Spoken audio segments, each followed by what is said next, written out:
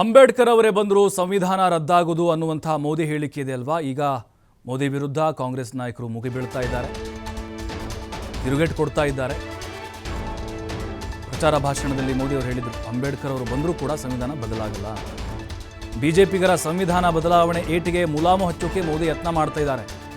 ನಿನ್ನೆ ರಾಜಸ್ಥಾನದ ಸಮಾವೇಶದಲ್ಲಿ ತೇಪೆ ಹಚ್ಚೋಕೆ ಭಾಷಣ ಮಾಡಿದರು ಮೋದಿ ಸಂವಿಧಾನ ಹೇಳಿಕೆಗೆ ಸಿಎಂ ಸಿದ್ದರಾಮಯ್ಯ, ಡಿಸಿಎಂ ಡಿಕೆಶಿ ವ್ಯಂಗ್ಯ ಮಾಡಿದ್ದಾರೆ.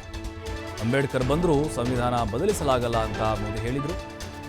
ಸಂವಿಧಾನ ಬದಲಾಯಿಸ್ತೀವಿ ಅಂತ ಈ ಹಿಂದೆ ಹೇಳಿದ್ರಲ್ವಾ ಸಂಸದ ಅನಂತಕುಮಾರ್ ಹೆಗಡೆ, ಅವಾಗ ಏನು ಮಾಡಿದ್ರಿ ನೀವು? ಅವರ ವಿರುದ್ಧ ಯಾವ ಕ್ರಮ ತೆಗೆದುಕೊಂಡ್ರಿ? ಅವತ್ತವರು ಕೇಂದ್ರ ಸಚಿವರಾಗಿದ್ದರು, ಅವತ್ತೇ ಕ್ರಮ ಕೈಗೊಳ್ಳಬೇಕಾಗಿತ್ತಲ್ವಾ? ಹಾಗಾದರೆ ಸಂವಿಧಾನ ಬದಲಿಸ್ತೀವಿ ಅಂತ ಹೇಳಿದರು.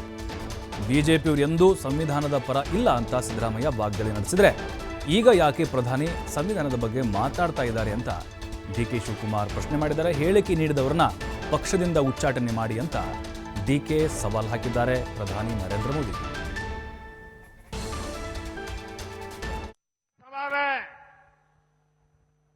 आप मान के चलिए और मोदी के शब्द लिख के रखिए, बाबा साहब आंबेडकर खुद आ जाए तो भी संविधान खत्म नहीं कर सकते हैं. हमारा संविधान सरकार के लिए गीता है, रामायण है, महाभारत है, बाइबल है, कुरान है, ये सब कुछ हमारे लिए हमारा संविधान है. अनंत कुमार हेगड़े ಮೇಲೆ ಕ್ರಮ ತಗೊಳ್ಳಿಲ್ಲ. ವೈ ಅನಂತ್ ಕುಮಾರ್ ಹೆಗ್ಡೆ 2 ಸಾರಿ ಹೇಳಿದ್ರು. ಅವ್ರ ಪಕ್ಷದಿಂದ ಉಚ್ಚಾಟನೆ ಮಾಡಿದ್ರ ಅಥವಾ ಮಂತ್ರಿ ಇದ್ರಲ್ಲ ಹೇಳಿದಾಗ ಆಗ ಮಂತ್ರಿಯಿಂದ ಡ್ರಾಪ್ ಮಾಡಿದ್ರ ಕ್ಯಾಬಿನೆಟ್ ನಿಂದ? ಟಿಕೆಟ್ ಬಿಕಾಸ್ ಸೋಲ್ತಾನೆ ಅನ್ನೋ ಕಾರಣಕ್ಕೋಸ್ಕರ ಮಾಡಿದ್ದಾರೆ. That is A different thing. ಅಲ್ಲಿ ಉತ್ತರ ಕನ್ನಡ ಜಿಲ್ಲೆಯಲ್ಲಿ 5 ವರ್ಷದಿಂದ ಏನೂ ಕೆಲಸ ಮಾಡಿರಲಿಲ್ಲ, ಮನೇಲಿ ಕೂತಿದ್ರು. ಕೊನೆಯ 3-4 ತಿಂಗಳು ಬಂದಿದ್ರು. ಹಾಗಾಗಿ ಸೋಲ್ತಾನೆ ಅಂತಕ್ಕಂಥದ್ದು ವರದಿ ಆಧಾರದ ಮೇಲೆ ಅವರು ಕೊಟ್ಟಿಲ್ಲ, ಟಿಕೆಟ್ ಕೊಟ್ಟಿಲ್ಲ ಅನಂತ್ ಕುಮಾರ್. ಬಿಜೆಪಿ ಯಾವತ್ತೂ ಕೂಡ ಸಂವಿಧಾನದ ಪರ ಇಲ್ಲ. ಸಂವಿಧಾನ ಬದಲಾವಣೆ ಮಾಡ್ತೀನಿ ಅಂತ ಹೇಳೋರ್ನ ಯಾಕೆ ಅವ್ರ ಪಾರ್ಟಿಯಿಂದ ಎಕ್ಸ್ಪೆಲ್ ಮಾಡಿಲ್ಲ?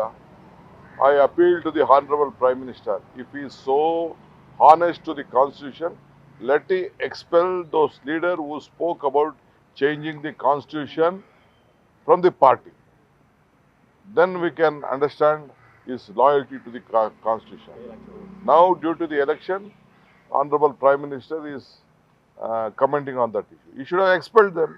ನಾವು ಸಂವಿಧಾನದ ಹೆಸರಿನಲ್ಲಿ ನಾವು ಓಟ್ ತೆಗೆದುಕೊಂಡಿದ್ದೇವೆ, ಎಲೆಕ್ಷನ್ ನಿಲ್ಬೇಕಾದ್ರೆ ತೆಗೆದುಕೊಂಡಿದ್ದೇವೆ, ಅಧಿಕಾರ ತೆಗೆದುಕೊಳ್ಬೇಕಾದ್ರೆ ನಾವು ತೆಗೆದುಕೊಂಡೋಗಿದ್ದೇವೆ. ಈಗ ಅವರು ಪಕ್ಷದಿಂದ ಅವ್ರನ್ನ ವಜಾ ಮಾಡಲಿ. ವಜಾ ಮಾಡಿದ್ರೆ ನಮಗೆ ಅವ್ರಿಗೆ ಅರ್ಥ ಆಗ್ತದೆ.